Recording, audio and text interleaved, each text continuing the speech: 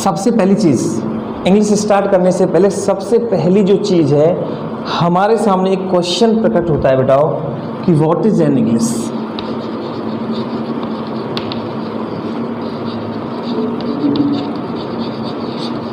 What is an English, यानी कि अंग्रेजी क्या होती है, इंग्लिश क्या है। स्टूडेंट्स अगर इस चीज़ को जान जाते हैं तो लगभग 50% इंग्लिश तो हमारी यहीं पे कंप्लीट हो जाती है।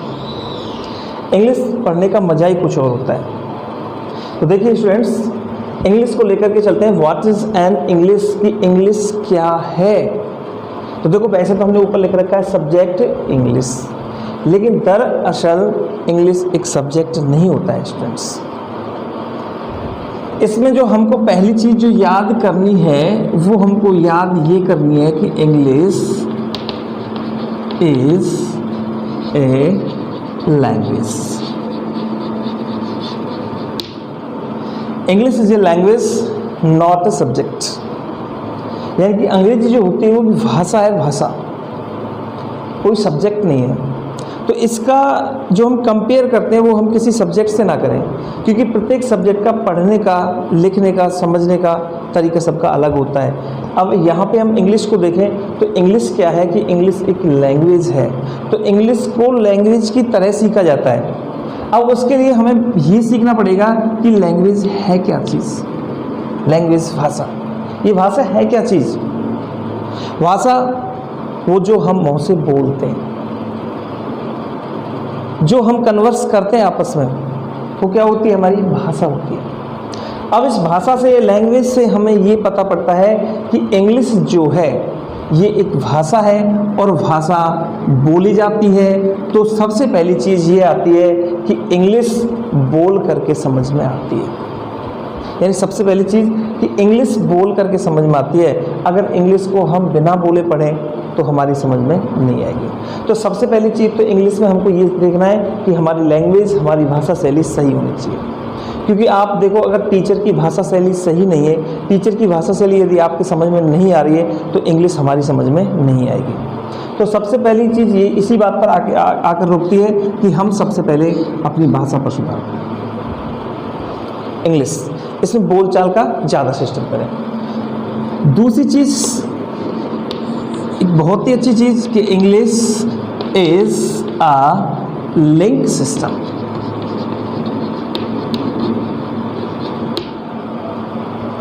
दूसरी चीज़ इसमें ये याद रखनी है कि English is a link system, कि इंग्लिश एक लिंक सिस्टम है। लिंक, अगर लिंक का अर्थ ले लिया जाए तो लिंक का अर्थ होता है कड़ी। लिंक का अर्थ कड़ी होता है। जैसे कि हम कोई भी एक चैन लेते हैं, जंजीर लेते हैं, और इसमें ये क्या है, कड़ियाँ हैं। नॉर्मली कोई भी चैन होती है, जंजीर होती है, उसमें कड़ियाँ होती हैं और ये कड़ियों से लिंक होती है आपस में।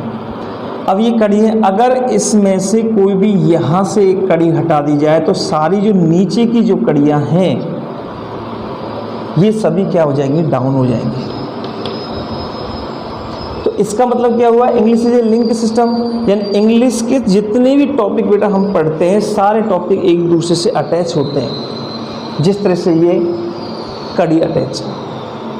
इंग्लिश के जितने भी टॉपिक्स हैं सब एक दूसरे से अटैच होते हैं, यानी कि इंग्लिश शुरू से यदि समझ में आती है तो एंड तक समझ में आती है, और इंग्लिश की क्लास यदि शुरू से समझ में नहीं आई तो एंड तक वो चीज़ समझ में नहीं आएगी। पहली चीज़। अब इसमें आगे की चीज़ ये भी आती है कि इंग्लिश में हमारे जितने भी टॉपिक हैं, सपोज दैट 10वीं क्लास में हमारे 5 टॉपिक हैं। Correct form of the verb है, पैसिव वॉइस है, डायरेक्ट इनडायरेक्ट है, क्लोजर, मॉडल्स। अगर बच्चे की समझ में एक टॉपिक आ गया, सपोज दैट एक्टिव पैसिव समझ में आ गया या डायरेक्ट इनडायरेक्ट समझ में आ गया, तो बाकी के नीचे के 4 टॉपिक हैं वो भी समझ में आ जाएंगे। अगर बच्चे के एक टॉपिक समझ में नहीं आया तो बाकी के टॉपिक भी समझ में नहीं आए। ये सिस्टम होता है लिंक सिस्टम। जितने भी स्टूडेंट्स होते हैं वो जरा अपने माइंड में सोच करके देखो कि इंग्लिश के टॉपिक, या तो कोई बच्चा ऐसा होगा जो सारे टॉपिक जानता है, या फिर नहीं जानता है तो कुछ भी नहीं जानता है। जैसे कि हम अगर अदर सब्जेक्ट से किसी से, जैसे मैथ से तुलना करके चलें, हम इंग्लिश की मैथ से तुलना करते हैं तो मैथ में क्या होता है, यदि हमने पहली प्रश्नावली नहीं पढ़ी है और हम दूसरी प्रश्नावली को अटेंड कर रहे हैं तो वो प्रश्नावली हमारे आराम से समझ में आ जाती है। लेकिन इंग्लिश में ऐसा नहीं है। इंग्लिश का सिस्टम ऐसा है कि यदि हमने पहली क्लास छोड़ दी तो दूसरी क्लास हमारी समझ में नहीं आएगी। इंग्लिश की जो हम आज क्लास ले रहे हैं ये हमारी फर्स्ट क्लास समझो, ये पहली क्लास एंड तक काम आएगी। ये आज की जो क्लास है ये कल भी काम आएगी, ये आज की जो क्लास है ये परसों भी काम आएगी। एंड तक जितने भी सारे टॉपिक आएंगे, जब तक हम पढ़ते रहेंगे तब तक ये सारी क्लासेस काम आएंगी। तो वही होता है बेटा कि English is a link system, यानी इंग्लिश की क्लास शुरू से ही अटेंड करनी है। और शुरू से अटेंड करने का मतलब शुरू से जब समझ में आती चली जाएगी तो एंड तक समझ में आती हुई चली जाएगी। इसीलिए हम अपने इंग्लिश की जो शुरुआत है वो इंग्लिश के बेस से करते हैं। हम आज आपको जो स्टार्ट कराने वाले हैं वो हम इंग्लिश की बेसिक नॉलेज स्टार्ट करें। बेसिक नॉलेज,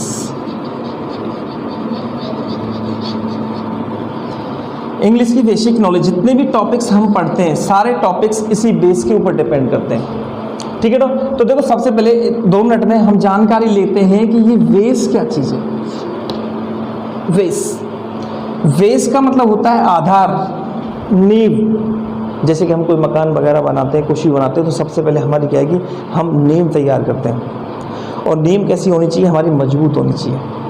बिना नींव के कोई भी मकान नहीं टिक सकता है। उसी प्रकार से इंग्लिश के जितने भी टॉपिक्स हैं वो इसी बेस पर आधारित हैं। अगर हमारा बेस कंप्लीट है तो हमको कोई भी दिक्कत, कोई प्रॉब्लम्स नहीं आती है। ज़्यादातर जो स्टूडेंट्स होते हैं उनको इंग्लिश में जो कमजोरी का जो सामना करना पड़ता है वो कमजोरी का सामना यही है कि उनकी जो बेसिक नॉलेज है वो थोड़ी सी वीक होती है।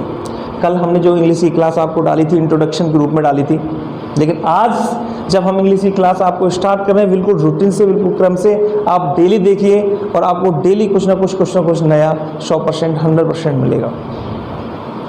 बेस एक आधार होता है और आधार यदि आधार लेके चलें तो आधार आप प्रत्येक चीज़ का आधार होता है। ऐसी कोई भी चीज़ नहीं है जिसका आधार है। आधार हम गणित में भी पढ़ते हैं, आधार कर्ण लंब, यानी आधार वो होता है जिस पर कोई चीज़ टिकी हुई होती है। जैसे कि हम कोई भी आकृति बनाए इस तरह से, तो इसका आधार क्या रहेगा बेटाओ, ये इसका क्या रहेगा, बेस। ठीक है, ये लंब जो है किस पर टिका हुआ है, इसके ऊपर। यानी प्रत्येक, और अगर बिल्कुल सरल भाषा में इसे समझें कि बेस हम कहते किसे हैं, तो बेस उसे कहते हैं जिस पर कोई चीज़ आधारित होती है, कोई चीज़ डिपेंड होती है, कोई चीज़ इसके ऊपर टिकी हुई होती है। तो यानी कि हम इंग्लिश का जब बेस स्टार्ट करने जाएंगे तो इंग्लिश के जितने भी हम टॉपिक्स हमारे ग्रामर के अंदर पढ़ेंगे वो सारे टॉपिक्स इसी बेस पर ही आधारित होते हैं, बेस पर ही टिके हुए होते हैं। चलिए आगे हम बेस स्टार्ट करते हैं। तो बेसिक नॉलेज में सबसे पहला चैप्टर जो हम चलते हैं, सबसे पहले हम स्टार्ट करते हैं यहाँ पे सेंटेंसेस।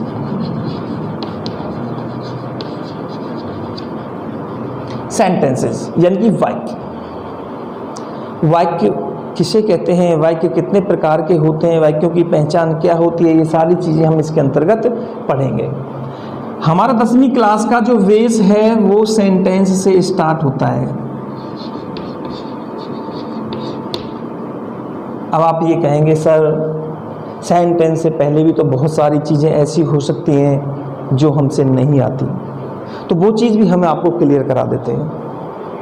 यानी कि सेंटेंस, अब आप ये कहेंगे सर आपने सेंटेंस से बेस कैसे स्टार्ट कर दिया हमारा, ऐसी भी तो बहुत सारी चीज़ें हो सकती हैं जो सेंटेंस से पहले आती हैं और जिन्हें हम नहीं जानते। तो देखो थोड़ा सा बिल्कुल अगर हम स्टार्ट शुरू से करें तो हम ये तो जान ही गए कि इंग्लिश एक लैंग्वेज है और इंग्लिश में जो लेटर्स होते हैं ये टोटल कितने होते हैं, 26 होते हैं। ठीक, जिसमें से 5 वोवेल्स होते हैं, 21 कॉन्सोनेंट्स होते हैं। आपने हिंदी की क्लास में या कहीं भी पढ़ा होगा कि भाषा की सबसे छोटी इकाई क्या होती है। भाषा की सबसे छोटी इकाई इंग्लिश क्या है, अभी बोल दिया लैंग्वेज, तो लैंग्वेज इंग्लिश है, हिंदी है, संस्कृत है, ठीक है। तो ये जो भाषाएं हैं, तो भाषा की सबसे छोटी इकाई, सबसे छोटी इकाई का मतलब अगर हम कोई भी भाषा सीखना स्टार्ट करें तो सबसे पहले हम क्या सीखेंगे, वही सबसे छोटी इकाई होती है जिसको हम फर्स्ट स्टेप बोलते हैं।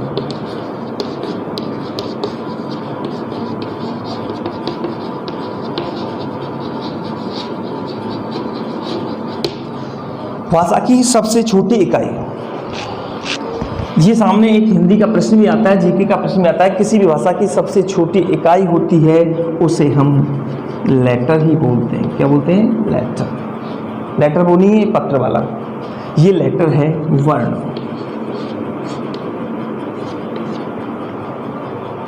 लेटर ये वर्ण है, यानी किसी भी भाषा को हम अगर सीखना स्टार्ट करें तो सबसे पहले हमें क्या सीखने पड़ेंगे? वर्ण।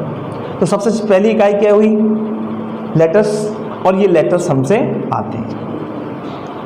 ऐसा एक भी स्टूडेंट्स नहीं है जिससे लेटर्स नहीं आते। अगर हम सेकंड स्टेप की बात करके चलें, सेकंड स्टेप, तो लेटर्स से मिलकर के क्या बनता है? वर्णों के मेल से वर्ण बनता है, शब्द। जैसे कि हमने 2-3 लेटर्स मिला लिए और 2-3 लेटर्स मिलकर के एक नया कोई शब्द बनाते हैं, लेकिन शब्द एक सार्थक अर्थ निकलना चाहिए उसका। ऐसा नहीं कि 2-3 वर्ण मिला करके 2-3 वर्ण मिला दिए हमने और उसको क्या बना दिया? एक शब्द बना दिया।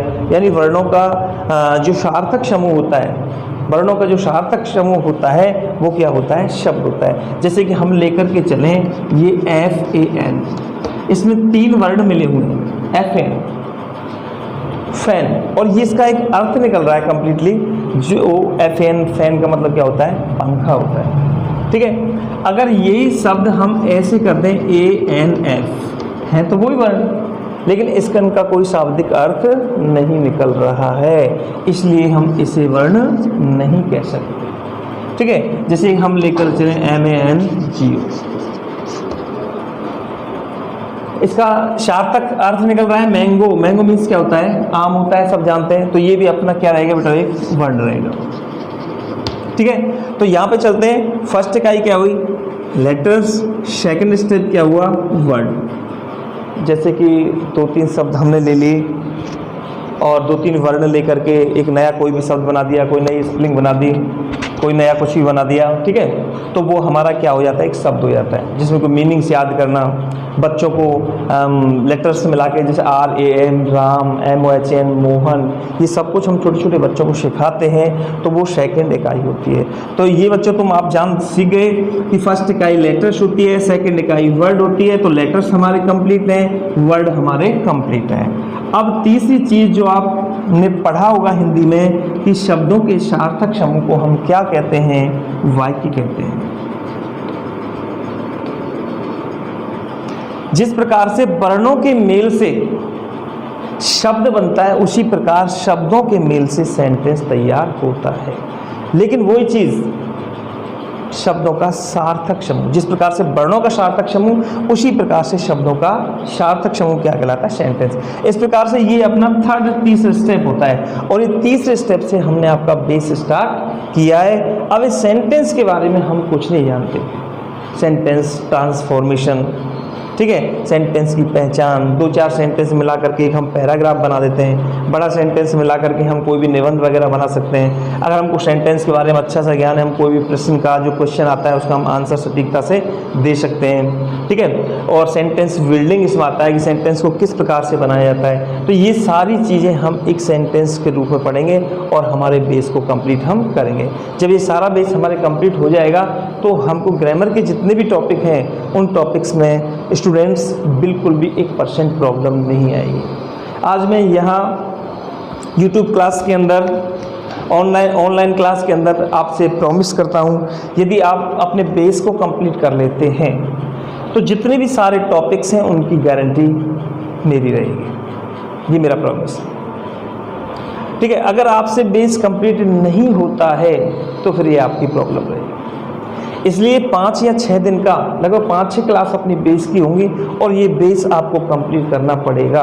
उसके बाद देखना कितना मज़ा आता है टॉपिक पढ़ने में। बिल्कुल इंग्लिश पढ़ने में आपका इंटरेस्ट रहेगा, 1% भी इंग्लिश पढ़ने में आपको दिक्कत नहीं आएगी। इंग्लिश का जो आपने एक हवा बना रखा है कि इंग्लिश कठिन है, इंग्लिश ये है, इंग्लिश वो है, मैं आपको करके बताऊँगा।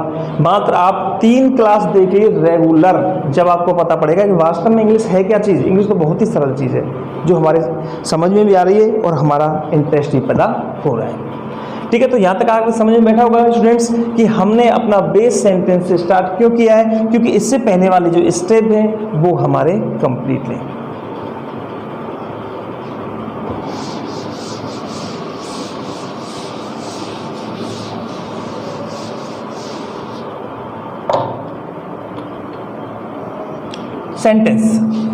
सेंटेंस अब सबसे पहली क्वेश्चन अगर हम इसकी बात करें क्वेश्चन में, तो क्वेश्चन में एक प्रश्न तैयार होता है, व्हाट इज अ सेंटेंस। वाक्य किसे कहते हैं। बेस को पढ़ने से पहले सबसे पहली चीज़ ये आती है, जिस चीज़ को हम पढ़ें उसके बारे में जानें कि सेंटेंस क्या है, सेंटेंस किसे कहते हैं, what is the definition of the sentence. तो सबसे पहले हमें व्हाट इज सेंटेंस देखना है, सेंटेंस वास्तव में होता क्या है। तो देखो अगर इसकी हम डेफिनेशन देखें,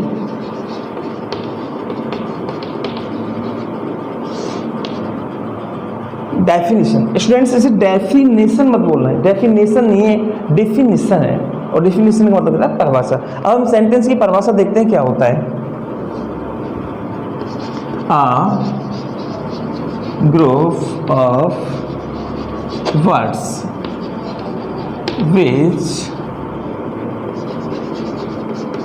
makes a complete sense is called a sentence.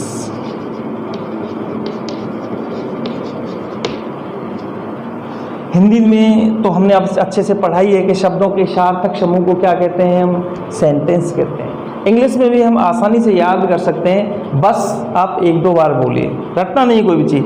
A group of words, group का मतलब क्या होता है, समूह, ऑफ वर्ड्स शब्दों का, यानी शब्दों का एक ऐसा समूह विच जो कि मेक्स प्रकट करता हो एक कंप्लीट सेंस, एक पूर्ण अर्थ, इज कॉल्ड सेंटेंस, वाक्य कहलाता है।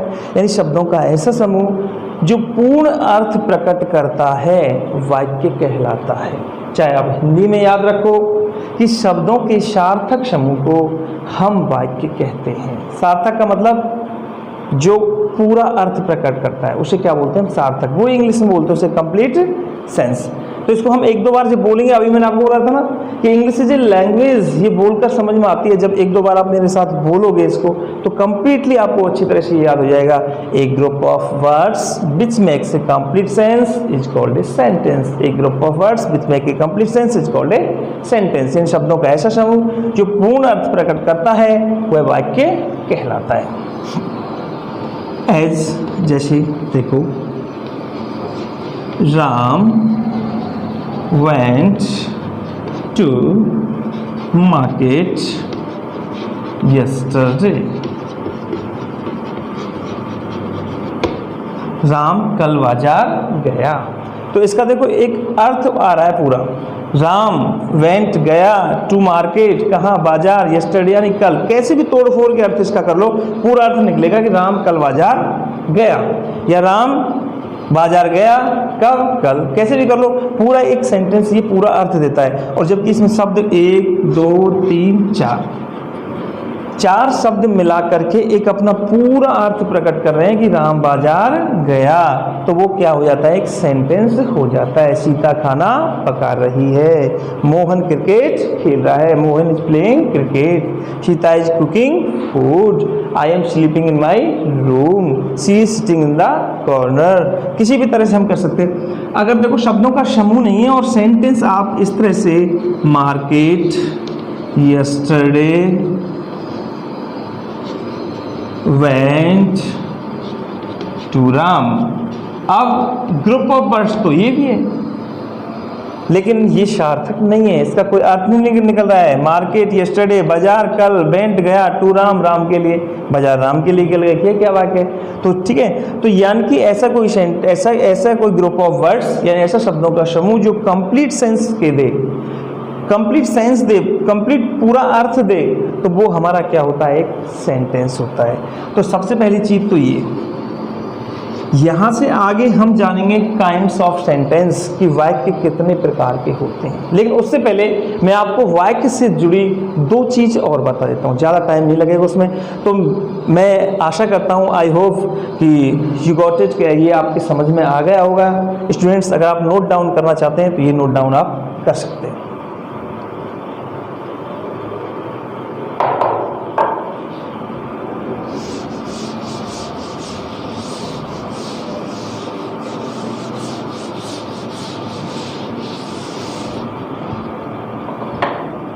सेंटेंस को लेकर के चलें, दूसरी चीज पे आता है हमारा फ्रेज। ये फ्रेज एक ऐसी चीज है जो अभी तक आपने नहीं सुनी। क्लियर पता है मुझे, बिल्कुल नई चीज लग रही होगी आपको कि ये वास्तव में फ्रेज है क्या चीज। सेंटेंस तो हम सुनते आ रहे हैं, वाक्य हम सुनते आ रहे हैं, लेकिन अभी आप ये सोचो सर ये फ्रेज क्या भी हमारी आगे सामने। बेटा कुछ नहीं है, बस आप इसे देखिए। जब हम इसका हिंदी अर्थ सामने लिखेंगे तो आपकी समझ में कुछ तो आने लगेगा। वाक्यांश, वाक्य का अंश, वाक्य का एक भाग, वाक्य का एक टुकड़ा क्या होता है, वाक्यांश। अब हिंदी से आपकी समझ में आ गया होगा कि ये है तो सर वाक्य से संबंधित, चाहे कुछ भी है लेकिन है तो वाक्य से संबंधित। वाक्यांश, इसको हम तोड़ दे, वाक्य का एक अंश क्या होता है, एक फ्रेज होता है। देखो फ्रेज क्या होता है, इसका इंग्लिश ग्रामर में जब हम क्लोज टॉपिक पढ़ेंगे तो बहुत ज़्यादा काम पड़ेगा, इसलिए हम इसको पहले से कंप्लीट करके चलते हैं कि व्हाट इज ए फ्रेज।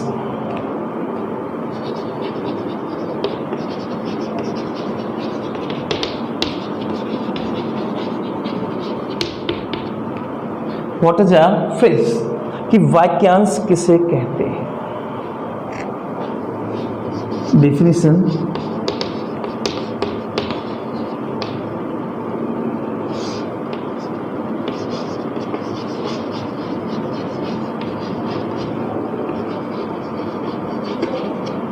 एक ग्रुप ऑफ वर्ड्स, वही सेंटेंस वाली चीज, ग्रुप ऑफ वर्ड्स, शब्दों का समूह। जो वाक्य जो शब्दों का समूह होता है, ये अपना फ्रेज भी क्या होता है, शब्दों का एक समूह होता है।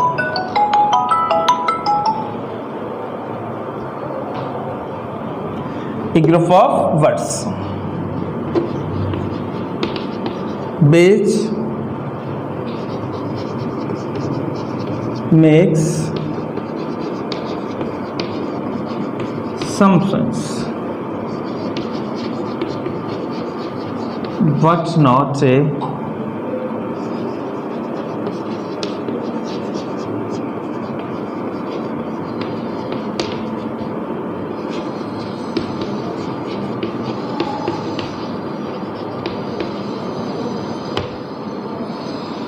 A group of words which makes some sense but not a complete sense is called a sentence. वही एक ग्रुप ऑफ वर्ड्स, शब्दों का ऐसा समूह which makes some sense, जो कि कुछ अर्थ तो देता हो but not a complete sense, लेकिन पूर्ण अर्थ नहीं देता हो, क्या कहलाता है, फ्रेज कहलाता है। यानी शब्दों का ऐसा समूह जो कुछ अर्थ तो प्रकट करता हो लेकिन कंप्लीट यानी पूर्ण अर्थ प्रकट नहीं करता हो, वह फ्रेज यानी कि वाक्यांश कहलाता है। देखो हिंदी को जैसे हम बोलते हैं तो आप कॉपी में नोट डाउन कर लिया करो, ठीक है, क्योंकि हम हिंदी मीडियम से हैं तो हम ग्रामर पढ़ेंगे हिंदी से संबंधित। इंग्लिश तो आपको याद करनी है, लेकिन लर्न जो करना है हमको अपने माइंड में जो याद रखनी है वो हिंदी भी हमको याद रखनी है, इसलिए दोनों ही सेटअप आप एक साथ करके चलना, ठीक है। तो एक group of words which makes some sense but not a complete sense is called a phrase। यानी ये क्या होता है कि ये कुछ अर्थ तो देता है लेकिन ये कंप्लीट सेंस नहीं देता, वो हमारा क्या होता है, एक फ्रेज होता है यानी वाक्यांश होता है। अब आप एक चीज देखिए, वाक्यांश वाक्य का अंश तो वाक्य का अंश कहाँ होता है? वाक्य के अंदर होता है। यानी पहले क्या होगा? सेंटेंस होगा, समझ रहे? यानी पहले क्या होगा? कोई सेंटेंस होगा और सेंटेंस के अंदर क्या होगा? कोई वाक्यांश होगा। ऐसा नहीं होगा कि वाक्यांश आ जाए और वाक्यांश के अंदर सेंटेंस आ जाए। वाक्यांश के अंदर सेंटेंस नहीं होता, जबकि सेंटेंस के अंदर फ्रेज होता है, वाक्यांश होता है। क्योंकि ये जो वाक्यांश है ये सेंटेंस का एक अंश है बेटा। जैसे कि अगर हम लेकर के चले, जैसे कि फादर होता है और इधर एक सन होता है, तो ये सन जो होता है ये फादर का एक अंश होता है। क्या होता है? फादर का अंश। क्या आप बता सकते हैं कि बिना फादर के कोई सन हो सकता है? बिना पिता के कोई पुत्र हो सकता है? नहीं हो सकता। आपका जवाब है नो सर। यानी बिना पिता के कोई पुत्र नहीं होता। उसी प्रकार से बिना सेंटेंस के कोई फ्रेज नहीं होता। पहले सेंटेंस होता है और सेंटेंस के अंदर क्या होता है? फ्रेज होता है। हम जिस रूम के अंदर बैठे हुए हैं ये हमारा रूम है, और रूम के अंदर जैसे खिड़कियां हैं, दरवाजे हैं, अलमारियां हैं, ये रूम के क्या हैं बेटा? हिस्से हैं, पार्ट्स, अंश हैं। जिस प्रकार से खिड़कियां, दरवाजे, डोर्स, विंडोज बिना रूम के नहीं हो सकती, उसी प्रकार से जो फ्रेज अपना है, उसी प्रकार से जो फ्रेज अपना है ये बिना सेंटेंस के नहीं हो सकता। अगर आप लेकर के चलें, क्या आपने कोई ऐसी चीज़ देखी है कि रूम यानी कि कमरा, मकान वगैरह तो है नहीं और खिड़कियां, दरवाजे वगैरह हैं? हो सकता है? ऐसा नहीं हो सकता। पहले मकान होगा, उसके बाद उसमें खिड़कियां, दरवाजे वगैरह होंगे। उसी प्रकार से पहले सेंटेंस होगा और सेंटेंस के बाद ये सारी चीज़ें होंगी। अगर हम लेकर के चलें कोई भी पेड़ वगैरह है, आपने देखा होगा डालियाँ, जितना भी सिस्टम अगर होता है, वृक्ष के हिस्से होते हैं, फूल, पत्तियाँ, फल, डालियाँ, स्टेम, तना, ब्रांचेस, शाखाएं, ये सारी चीज़ें पेड़ के क्या होते हैं? अंश होते हैं। तो पेड़ के अंदर ही तो होंगे बेटा हुए। ऐसा नहीं कि वृक्ष तो है नहीं और डालियाँ हैं, वृक्ष है नहीं और फल है। तो इसी प्रकार से आपको समझ में आ गया होगा, मैं आशा करता हूँ, कि जो फ्रेज होता है ये किसके अंदर होता है? सेंटेंस के अंदर। यानी पहले कोई सेंटेंस होगा और सेंटेंस के अंदर क्या होगा? फ्रेज होगा। डायरेक्टली फ्रेज नहीं होगा और ना ही फ्रेज के अंदर कोई भी सेंटेंस वगैरह होगा। देखिए जैसे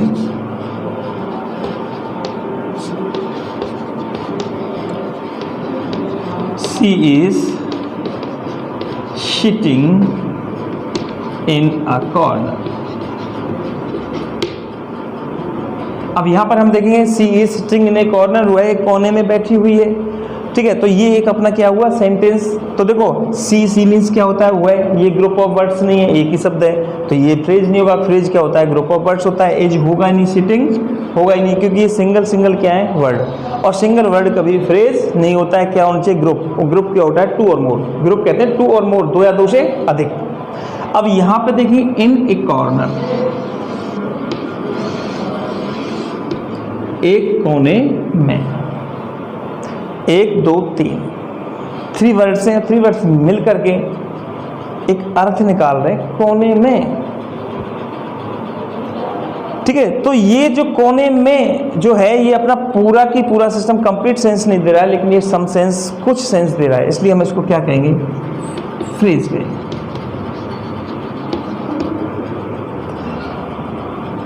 दूसरा लेके चले, I found a bag of coins. अब यहाँ पे देखो आई सिंगल है, ठीक है, ये फ्रेज नहीं हो सकता।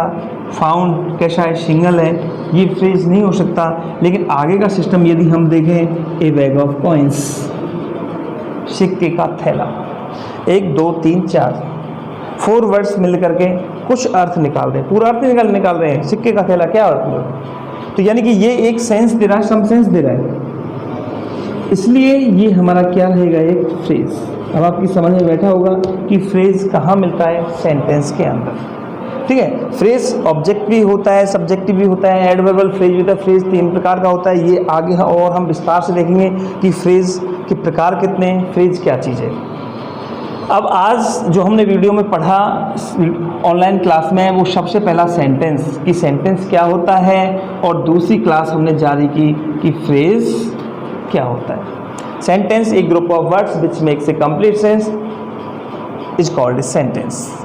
अगर फ्रेज की बात करें, a group of words which make some sense but not a complete sense is called a phrase. यानी कि जो कुछ अर्थ देता है, शब्दों का ऐसा समूह जो कुछ अर्थ देता है, पूरा अर्थ नहीं देता है, वो फ्रेज होता है। और शब्दों का ऐसा समूह जो पूर्ण अर्थ प्रकट करता है, वो सेंटेंस होता है कंप्लीटली।